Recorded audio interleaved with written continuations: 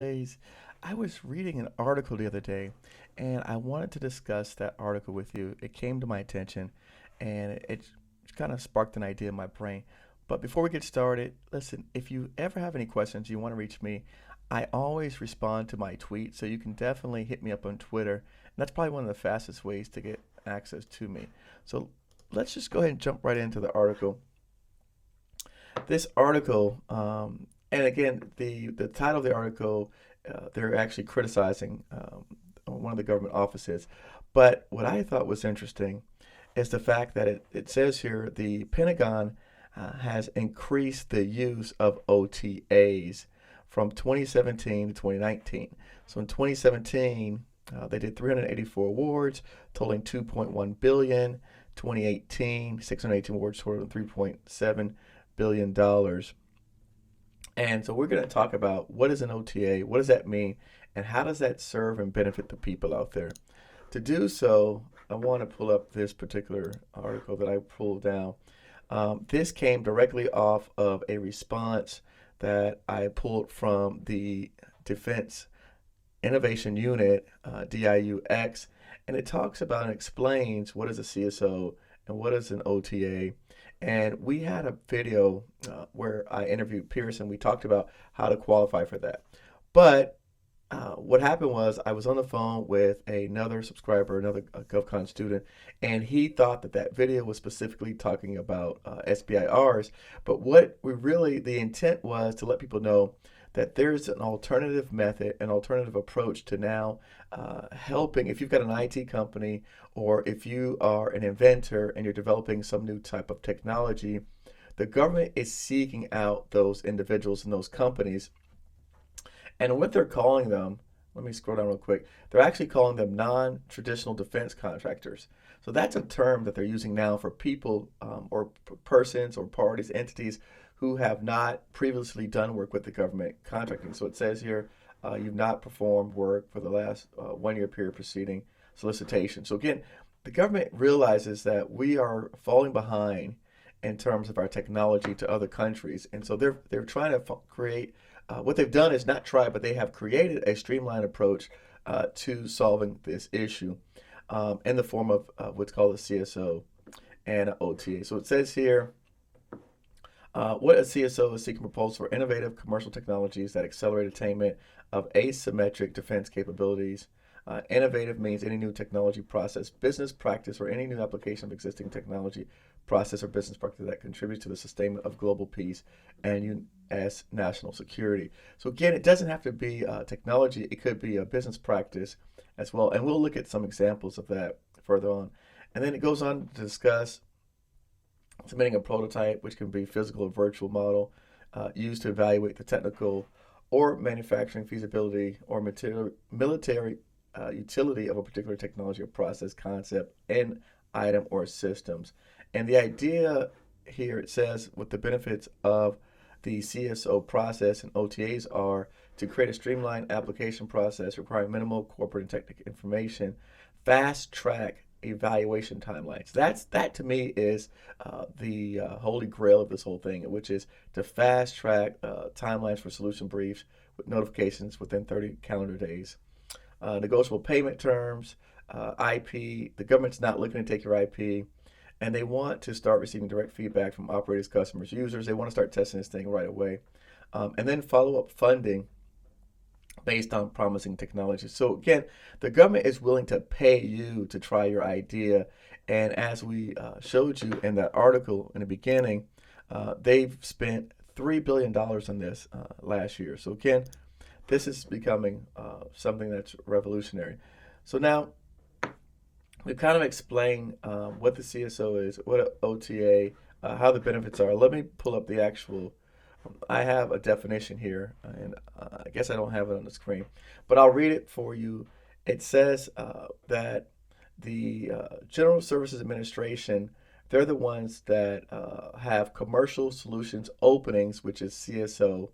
And it says that the CSO is different from other transaction authority because the OTA is legally binding procurement agreement between government and industry authorized for scientific research, technology development, and prototype projects. So when you think about CSO and OTAs, and I really don't like to get into the technicality of it, but some people do ask. Uh, GSA, essentially, what I gather from this is that GSA uses CSOs, and then all of the other federal agencies, the defense departments use OTAs or other transaction authorities.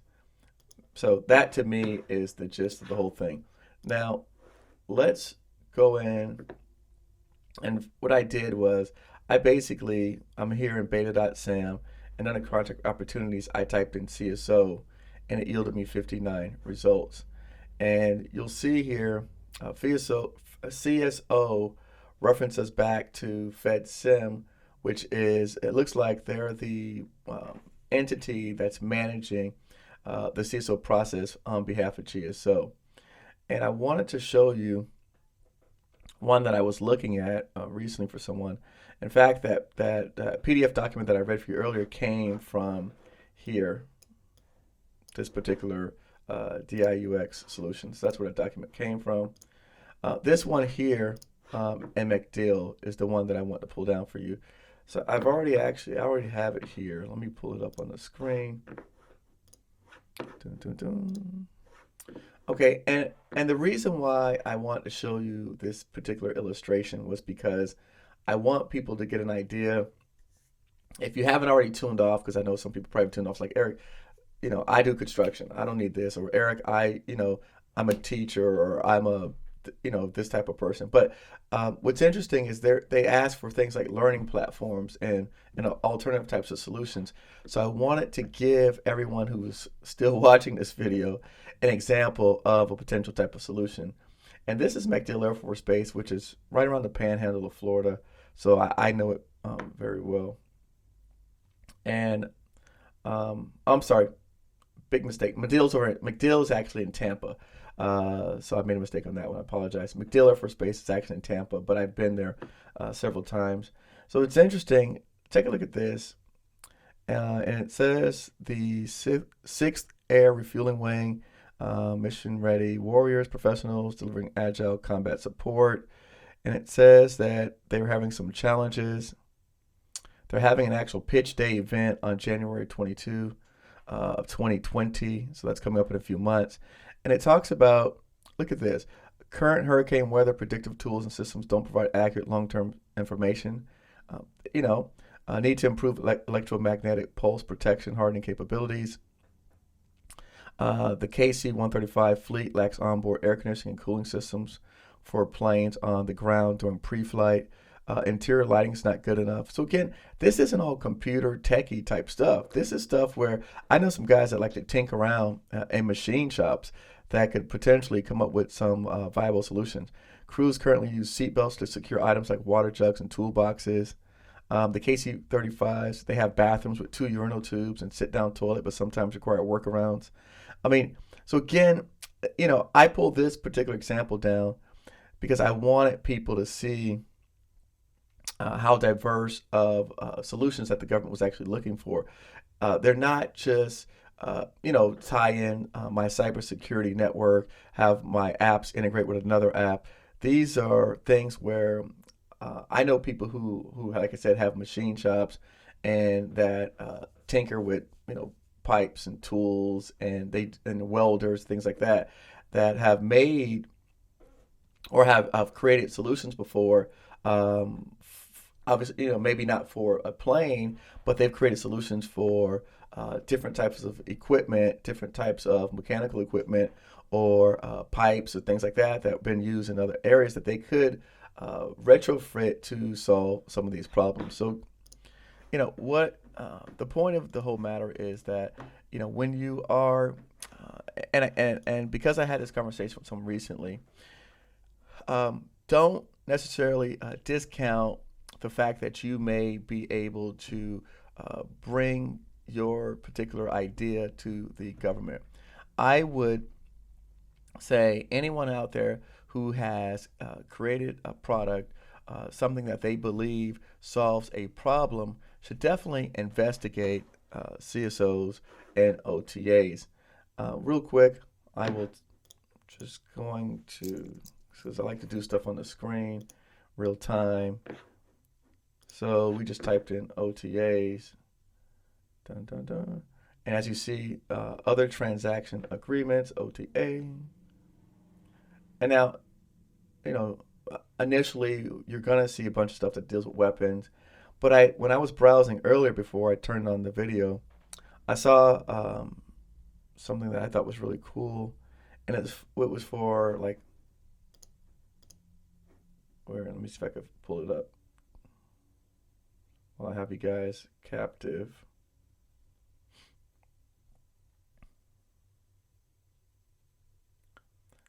Unmanned logistics system. Basically, it was what I saw. I don't know if I could find it before I bore everybody to death.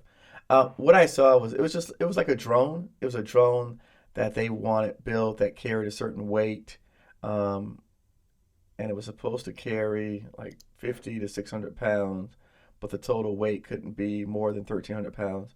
And again, like I said, oh, here it is. Autonomous unmanned aerial systems. Found it.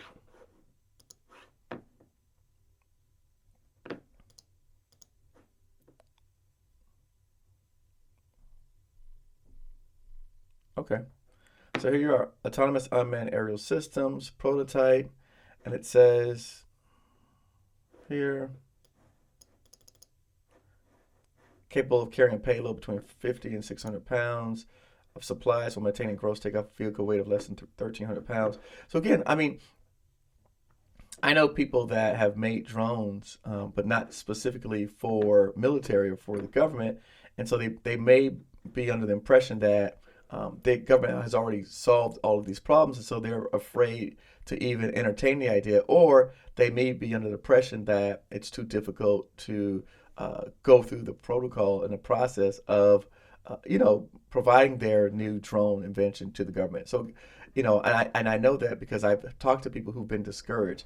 But now, the reason why I want to show you guys this is because there is a new protocol in place that allows people like yourself to submit to the government process. And so, again, like on the CSO, it says they're open for 5 years. They're looking for a two-step solution, a brief, and a demonstration of your idea. And they're funding the projects in 30 days. Let me see what else I can tell you. Oh, and this document, and I will make this document available, by the way, in the link to the YouTube channel. But it says here, look at the guidelines for solutions, brief submissions. It talks about the cost of preparing and submitting solutions are not considered allowable charge. Da, da, da. No necessary brochures. Da, da, da. Foreign-owned businesses may be a submitter alone or through some form of teaming arrangement with one or more United States-owned businesses. Because I know I get a lot of people that ask me about that. Here you go. Section 3, solution brief preparation. So title page, executive summary, and estimated schedule price, your technology, defense utility, company and customers, transition and commercialization, data right assertions. And it tells you here's the basis for a solution. So again, I mean, they give you everything that you need. Here's your technical proposal, what it looks like, price proposal, and your basis. And so, like I said earlier, if you want more information about how, let me see, how to do that, I actually have a video on YouTube that we did that actually goes over that area. Let me pull it up for you guys real quick so you can see the video that I was released. And I actually interviewed someone who has already done these before. Here it is.